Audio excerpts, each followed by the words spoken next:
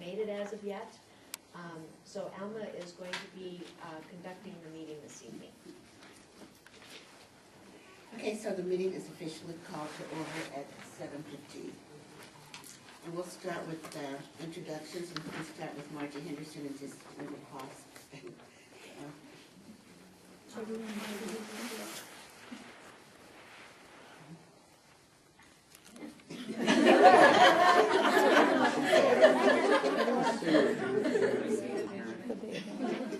Good evening, Lavinia Johnson, Director of Children's Services. I'm Stephanie Brown, parent advocate. Christy Burchett, parent. Greg Gamewood, parent. Jenna Baxton, parent and wife of Peter Axton.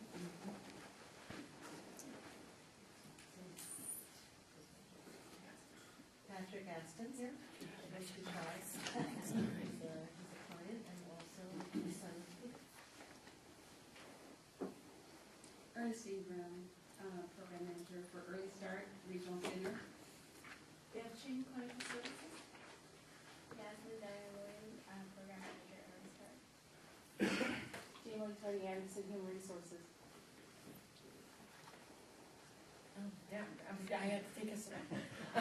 Carrie Gilbreth, Westbound Communications. Cynthia Alexander, San Bernardino, Metro Adult Master Trust Manager. Delana Bulgaris, Assistant Program Manager, San Bernardino Adult Desert Mountain. Cameron Hathaway, West End Adult Unit, Program Manager. Jennifer Clemens, Program Manager for the Fair Nurse and Service Department. Azul Dia, System Manager. Ismail Ocampo, Facilities Department, Inland Regional Center. Good evening, I'm Melissa Stiller from Payroll and Operations. Hello, Shirley Martin, Inland Regional Center, Visualization Department. Good evening, Kevin Haynes, Program Manager, San Bernardino Adult Central Unit. Good evening, I'm Robert Mendes. I'm Program Manager for Resource Development and Transportation. Good evening, Leonard Hayes, Program Manager, Riverside Northeast. Good evening, Ken Willits, Controller. Russ Thompson, Riverside School. I think that's everybody. You all can introduce yourselves. Please. Steve Beckett, General Counsel for IRC. Good evening, Jeff Raiden, Attorney for IRC. Thank you. Thank you, everybody. So I hope we're going to have a really wonderful meeting this evening, and everybody's all focused and ready to perform. So we'll start with our public input. And we have one person, and that's Mr. Greg Gamewood. So, you want to come forward? Sure. Greg, let me ask you a question. Sure. As we walk through this, Sure. would it be helpful maybe for you to provide your input as we go through, or Probably so. do you want to do it all at one time? Well, all I'm going to make is a general statement now. This is different than it was last Monday, and being a little dyslexic myself and all that, I'm trying to catch up. It does appear, though, that the document that was available last Monday doesn't have the stuff that it had in it last Monday with lines through it. So I'm wondering if this still is addressing the original document as it was and crossing it out. For instance, I did find that thing under the day program for adults, like you said. It talks about other alternatives may be considered for senior consumers, but that's no longer in your new document at all. So no one knows that that did exist at one point. So that might be kind of difficult for people to know that that's now being left out. So in your second rendition that's available now, other people reading it now won't know that at one point it said other alternatives may be considered for senior consumers. It's nowhere to be found now in your newer thing. It's not struck out. Okay. How are you going to address that that was in there at one time and now it's not in the newer document? I can tell you the truth, I'm not sure. Day programs for adults, it was the last sentence. And what struck out is other alternatives may be considered for senior consumers. It was on page 10.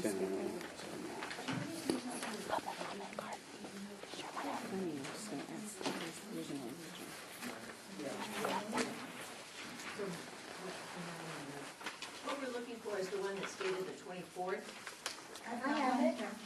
Okay.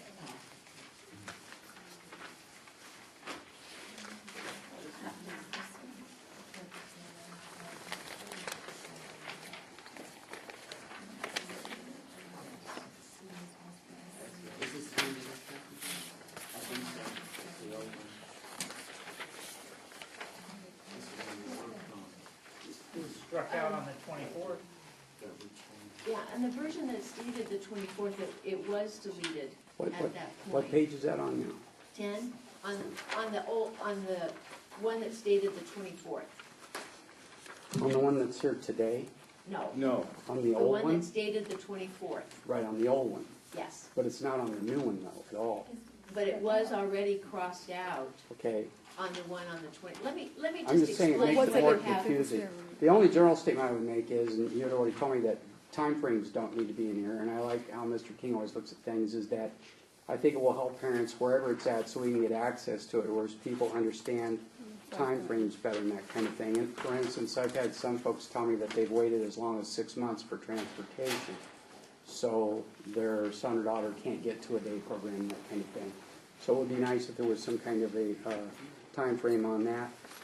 Also, more statements about medical determinations. It seems like if we just say that someone's believed to have a disability, anyone can believe that they have anything.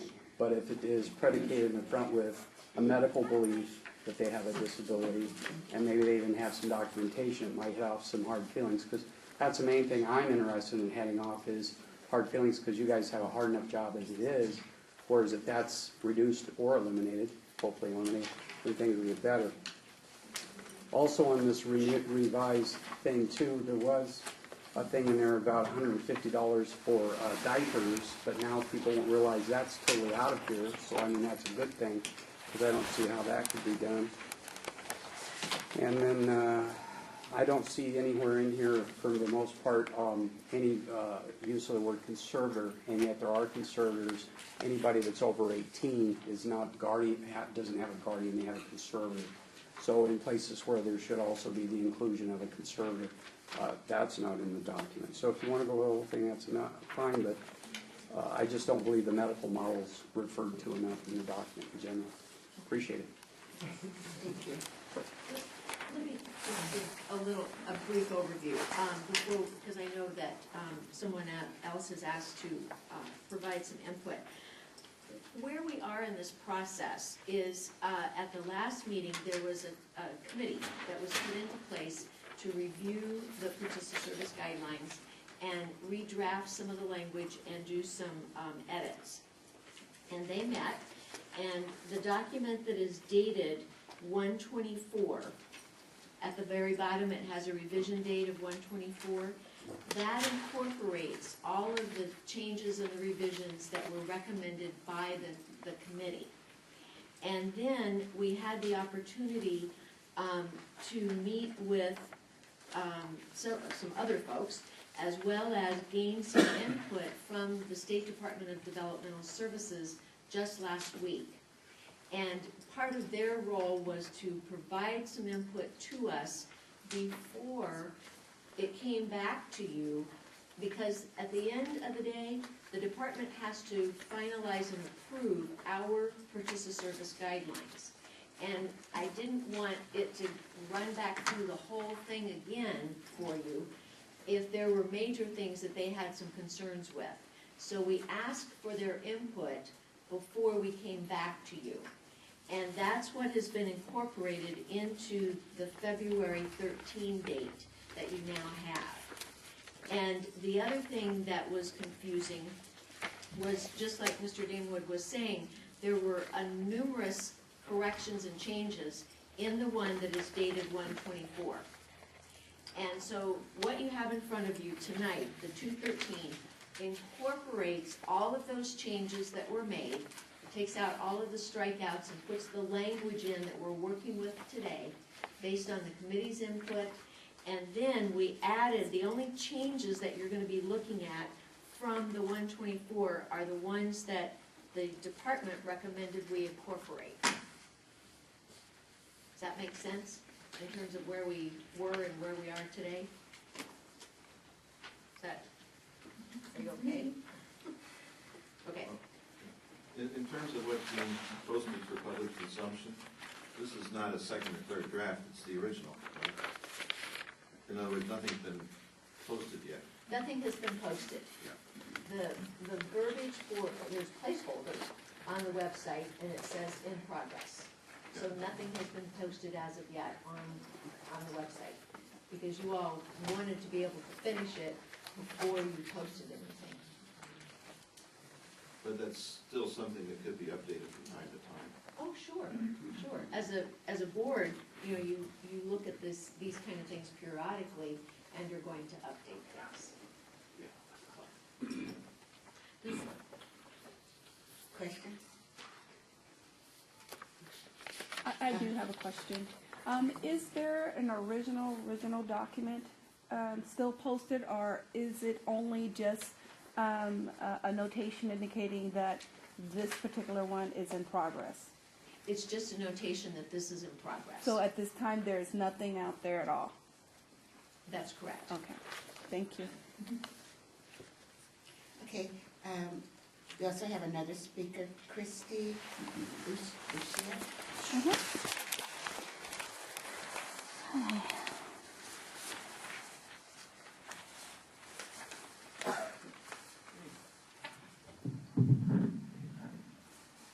Hello.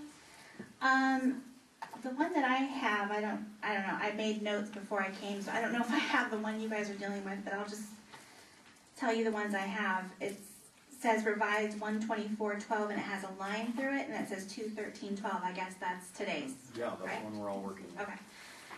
So my notes are, I talked to somebody here, I think it was Jennifer Cummings, who mentioned that the IDT team or the interdisciplinary team is the same as the IPP team.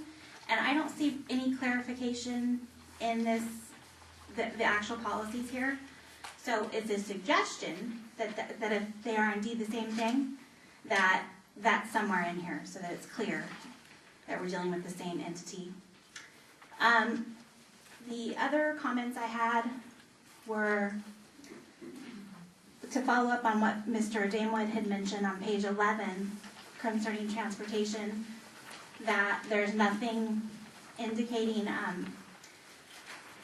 if the consumer has medical issues and, you know, there might be a reason that the least costly provider is not something that they, you know, can utilize. You know, there's no exception really mentioned there. And some notes on the last page, page 12, concerning conferences. It's a little unclear to me as to whether or not the $500 per fiscal year is per parent. Is it for both parents?